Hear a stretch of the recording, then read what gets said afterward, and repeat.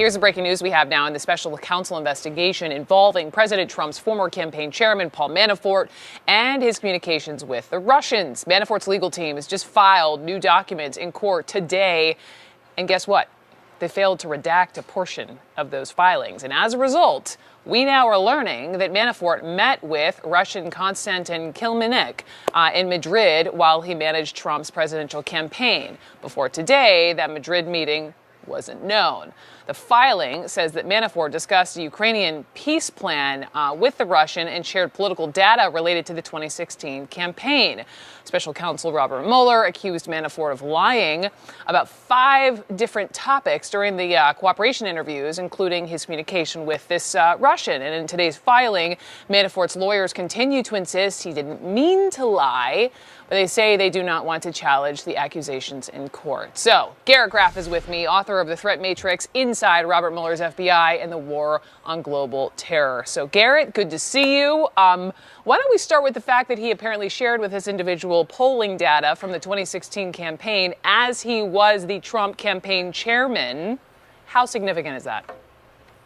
It's quite significant, is the short answer. And boy, Paul Manafort, the story of Paul Manafort's prosecution by Robert Mueller is the story of Paul Manafort not being able to use technology correctly. I mean, he's been tripped up by Microsoft Word track changes. He's been tripped up by backing his encrypted texts up to the cloud. And now today, all of these details leaking out because his attorneys don't know how to properly redact documents before filing them with the court. And this is a big new bombshell because this is, information that he very much didn't want us to know. That in the midst of his time working on behalf of Donald Trump, he was in Madrid meeting with a Russian intelligence asset and sharing confidential polling information from the campaign.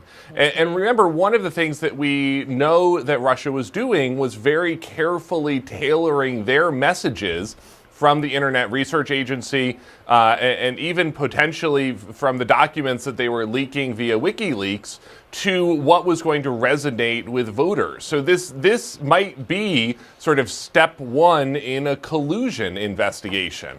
And this is a potentially very significant document, partially because Robert Mueller says that he has evidence that Konstantin Kilimnik was an asset of Russian intelligence during the campaign in 2016. We don't know what that evidence is. Mueller hasn't shared it, but Mueller has reason to believe Konstantin Kilimnik was working for Russian intelligence at this time. Mm-hmm. Konstantin Kilimnik, I knew you'd say it better than I did. You raised the mystery around his grand jury appearances last year. What do we know? Well, remember, he lied about a whole bunch of different things as part of this plea agreement. This is the heart of this dispute. Although he says he didn't mean to lie, right, according to the news today. Sometimes he just didn't recollect things correctly. Right. And Mueller is saying, though, in his court filings, that Paul Manafort was in front of a grand jury at least twice during the course of the fall of 2018. And again, that's significant because you have to know from Mueller's court filings that Mueller was thinking that Paul Manafort was lying. And so if he knows that he's lying, that means that he has documentary evidence involved in that grand jury to box in Paul Manafort's testimony.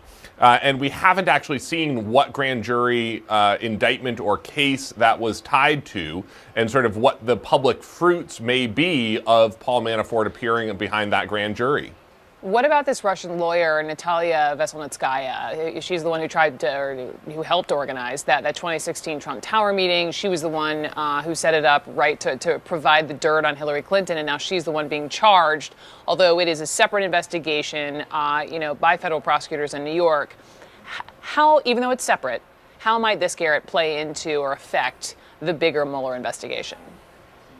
Well, again, what you have is more color being added to this picture of the various ways that Russia was attempting to influence the campaign in 2016. And so what we learn in these new court filings in this Southern District of New York case, which relates to a 2015-2014 civil money laundering investigation by the Southern District federal prosecutors in Manhattan, is that this Russian lawyer, who, as you said, was at the center of this Trump Tower meeting in June 2016, was just months prior working hand in hand with the Russian government, and was closely coordinating her actions with the Kremlin. And so what it begins to do is underscore that this is someone who was very tightly connected to the Russian power structure and was unlikely to be freelancing by showing up at Trump Tower on her own volition to offer some help to the Trump campaign.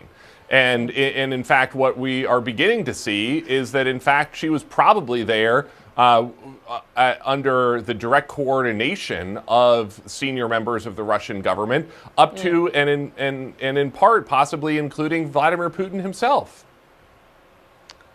Why, my goodness. Garrick Raff, good to see you. Thank you very much.